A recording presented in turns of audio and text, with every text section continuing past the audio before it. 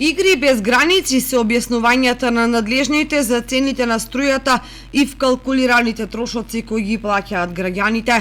Буквално секое образложение од било кој повикан е недоречено и неуверливо.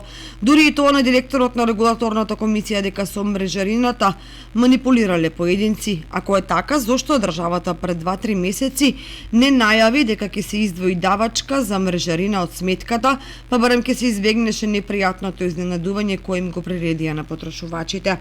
Ако преносот и дистрибуцијата се плаќал од секогаш, со тоа што до пред 2 месеци бил вкалкулиран заедно со потрошената струја, а сега е издвоен во фактурите како посебна ставка, тогаш испаѓа дека се криел од потрошувачите за лесно да може да се манипулира. Прашање е колку држи тезата дека единствената причина за поскапувањето на дистрибутивната и преносната тарифа се зголемените загуби на електрична енергија и дали во загубите се вкалкулирани и кражбите на струја, што е мош неверојатно и што според некои информации Евана го признала.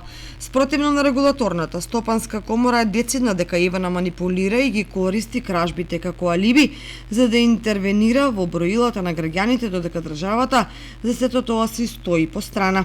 На реакциите на граѓаните дека добиле сметки во кои преносот и дистрибуцијата е поскап од потрошената струја, во Евана со одговор дека тоа може да се случи само ако претплатникот потрошил повеќе струја во ефтината тарифа.